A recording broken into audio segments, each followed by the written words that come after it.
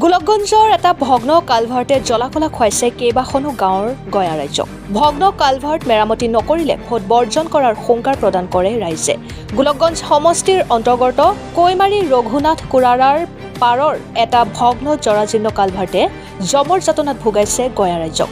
জানিব পৰা মতে মণ্ডল চাৰিআলি বজাৰৰ পৰা কঁঠালতলী ঘাটপাৰ সংযোগী ৰাস্তাৰ ৰঘুনাথ কুৰাৰ পাৰৰ কালভাৰ্টটো আজি প্ৰায় ৩ বছৰ আগতে বানপানীয়ে উটুৱাই লৈ যোৱাৰ ফলত ৫-৬খন গাঁৱৰ ৰাইজে অহা যোৱা কৰাত ব্যাপক হাৰাশাস্তিৰ সন্মুখীন হয়।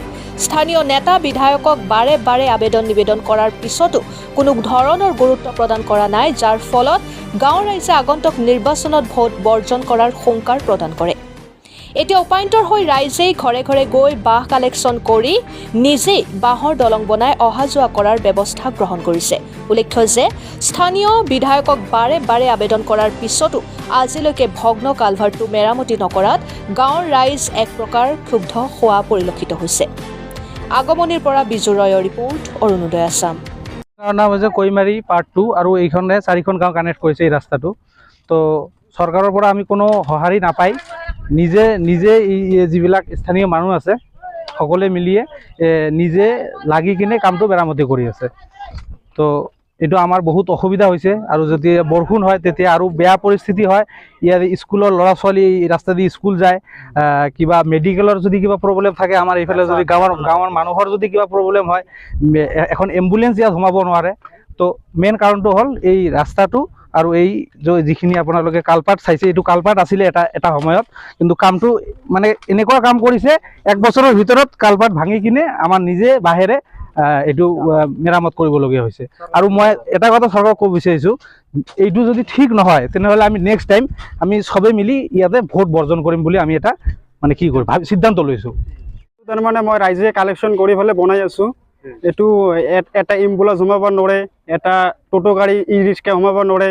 এইটো মই হিমন্ত বিশ্ব শৰ্মা CM ছাৰক মই অনুৰোধ জনা হ'ল, এইটো সোনকালে যদি না ঠিক কৰে তেতিয়াহ'লে মই গোটাই ৰাইজ মিলি পেলাই ভোট নিদিম। আৰু এতিয়া কিমানখন গাঁও আছে?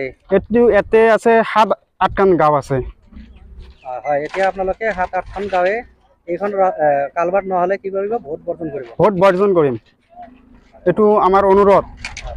আসাম চৰকাৰ হিমন্ত CM ছাৰক জনা হ'ল, এইটো আমাৰ সোনকালে ব্ৰিজ বনাব লাগে। জানালো এটি সভান তো আমাৰ এমএলএ ৰানিং সভান চলি আছে। সভানে মই ইয়াতে দেখাই পোৱা নাই। ইয়াতে পাব্লিকে কোনো মই গৈছোঁ সভান কৈছে মই যাম বুলি কৈছোঁ, সভান আহে নাই ইয়াত। তা যাই হোক, মই কৈ আছোঁ, অনুৰোধ জনাইছোঁ এই কামটো অনুৰোধ জানো তাড়াতাড়ি কৰিব লাগে। হয়, দেখা গৈছে যে আপোনালোকে আজি জাখলা দি আছোঁ, বাঁশডালো মই খুজি আছোঁ বা কিনি আছোঁ। এই কাৰণত মানুহজনে আমাৰ যাতায়াত কৰিব লাগে। নাহলে যদি ইয়াতে নাহে নহ'লে মই ভোট বৰ্জন কৰিম। ছাৰ, মই কৈ আছোঁ আমাৰ কৈমাৰী পাৰ্ট 2 যে আমাৰ ৰঘুনাথ কুৰাৰ পাৰ বুলি কৈ আছে, সেই ৰাস্তাটো আজি 3 বছৰ হ'ল ভাঙি গৈছে। আমাৰ MLA চৰকাৰৰ ঘৰতো হৈছোঁ, অশ্বিনী চৰকাৰৰ ঘৰতো দিছোঁ। এতিয়া এই ৰাস্তাটোৰ কিবা মেৰামতি কৰাৰ জন্য সেইটো দায়িত্ব নোৱা নাই। দেখা গৈছে যে আপোনালোকে আজি বাহিৰে মেৰামতি কৰি আছোঁ, মানে কালেকশ্যন কৰি ফেলে যে ৰাইজেতে নিজেৰ পয়সা টোটোওয়ালাতে লৈছোঁ বা আৰু বেলেগ মানুহতে লৈছোঁ, বাইকেলতে লৈছোঁ, লৈ ফেলে মই বাঁহ কিনি ফেলে নিজে কাম কৰি আছোঁ। আজি কাম ফেলে মই নিজে কাম কৰি আছোঁ। আজি না এইটো কোৱা নাই যে কৈছে বোলে মই কৰিম, কৰি আছে বোলে 2 বছৰ হৈ যায়, এতিয়াও কৰি আছে। কোনো দায়িত্বই নোৱা নাই, খালি হ'ব এই ৰাস্তাটো কৰি দিম, মই চেংচন কৰিব নালাগে। যদি এইটো ৰাস্তা যদি কিবা সরকারি দায়িত্ব না নেয়, পিছত আমার গোটাখানে মিলি ভোটের জন্য আমি একটা ভোট বর্জন করা বলে আলোচনা করি আছে।